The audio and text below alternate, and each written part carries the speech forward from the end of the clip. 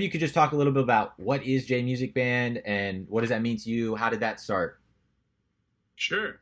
So the J-Music Ensemble, we are an eight-piece band that plays jazz versions of Japanese music. So usually what that means is we're playing J-pop, anime, or video game stuff. So as long as it's Japanese, we put it in. And generally we say bringing new perspectives to modern Japanese music just because we're looking at Japanese music from the time that it became most identifiable as Japanese sounding music. And Mm-hmm. so what I mean by that is so from like the mid to late 80s onward is generally what we're looking at the most because this is a time, there was a time period in between, let's say like right after the war, up until the 80s where there was a lot of Japanese music that was taking primarily from American influence and trying to almost recreate their own type of music Mm-hmm. with that sound through their identity.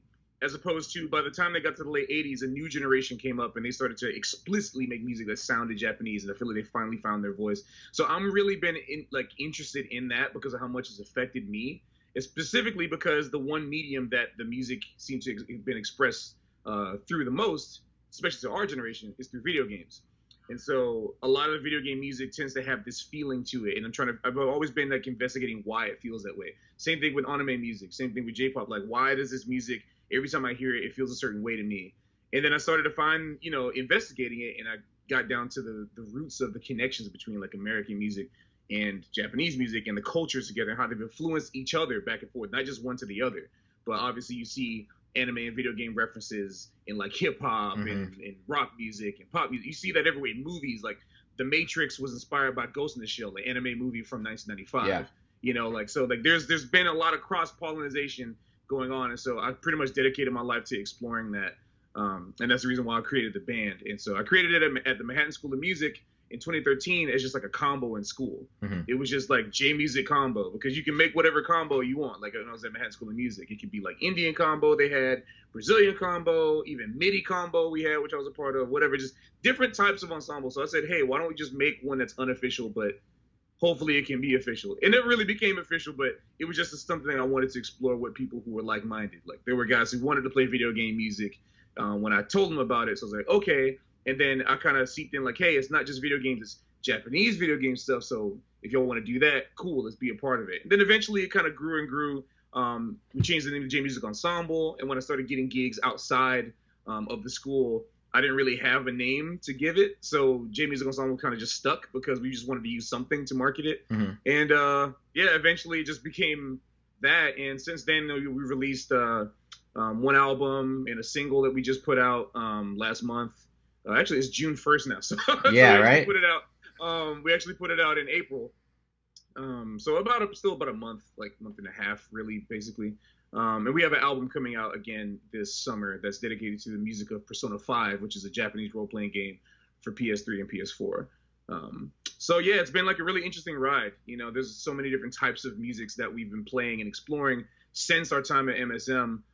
We play various different places around the city, and sometimes outside of the city, like we've gone to different parts of the country too. So it's really, it's been an interesting ride, and that's the general introductory summary of what the band is. And it's not only just 8 pieces. Sometimes there's like the acoustic project. We have the pocket band where like we actually started a jam session. Yeah, in New that's what I York wanted to City. talk about. Yeah.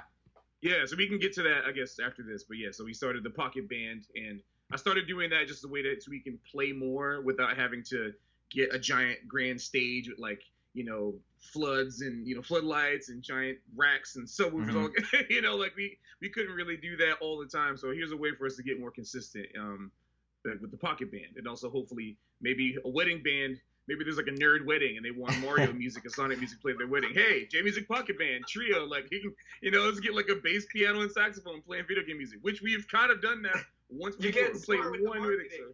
Yeah. Listen, man, you got to do it. And, even before the corona, man, you got to do it in these times, man. Oh my But God. pretty much, yeah, there's so many different avenues that we've gone through with the band, and that's pretty much where we've ended up.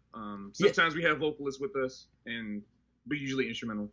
So the pocket band, that has some of the same members as J Music Ensemble, or is it a different group? How do you think of the differences on that?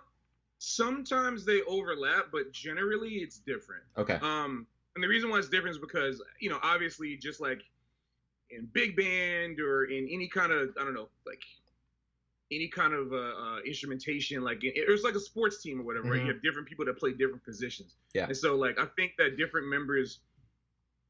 Sorry, I'm just on my mic. I think different members of the J-Music Alliance, which is what I call it. Okay. Like I think the J-Music Alliance is a concept that I like came up with in my head that eventually is now half real, but moving into a different direction than I thought. Is like the concept of like unifying like this kind of global unit of people that are into J-music, like any type of J-pop, anime music, video music, like linked together that we all think the same way and feel the same way, and kind of can congregate in one place that wherever we are in the world, we know where you are. And so I want the J-Music Alliance to also represent like the crew of people that are in the band, almost like the Snarky Puppy, how like, you know, in Snarky Puppy there's like different people that play in different, you know, different times. So it's kind of a similar concept that I have where like, you know, one time a band might have 4 people, one time it might have 12 people, one time it might have 6 people. So for the J-Music Alliance, like you have the core band, the J-Music Ensemble, which is where it started.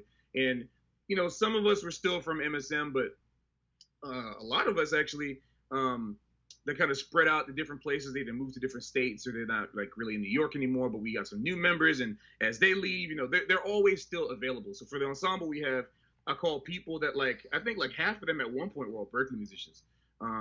Like people who I know can like really excel at playing like the pop funk type of stuff, you know, like who can be a little more versatile with like electronic music and stuff like that. And then the guys I call for the pocket band are guys that for me really excel at playing a certain type of traditional jazz sound or element, you know, that I want to play because I'm approaching the bands a little differently.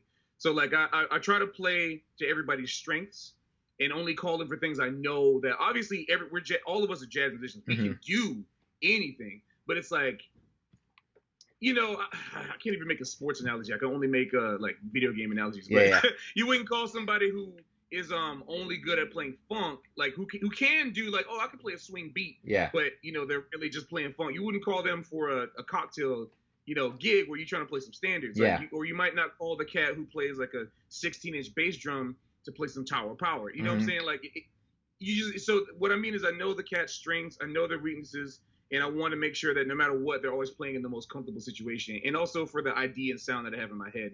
So the pocket band, there's like a kind of crew of rotating cats that I have in it. And then for like the J-Music Ensemble, there's like kind of that core unit that like are the guys that I trust the most to play that kind of arranged music, that kind of stuff that we're looking for, you know. And so that's why it's a little separate. And the pocket band is a little more flexible too. Like I can realistically call anybody I want for the pocket band because anyone can, you know, we can play jazz. We play that song like standards. I only call certain people for certain video sessions just based on the theme for that month. So like if we're playing like, I don't know, we did the fighting game session, which got a lot of big traction, which I was like very happy about because I started with fighting games.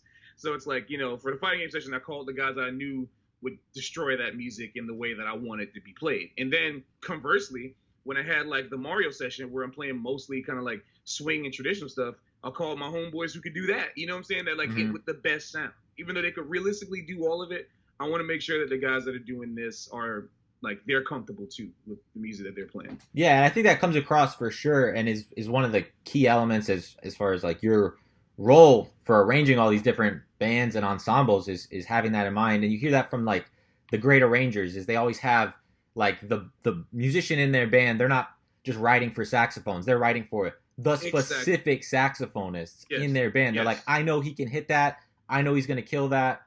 That's what you're always hearing. So that's cool to hear that you're doing that in those different ways. And especially with the pocket band, because you have sort of some unique instrumentation as well sometimes, right? You might have accordion, you might have vibes, you might have things that people aren't used to hearing in maybe a traditional jazz arrangement with the way you're playing it. So that's cool.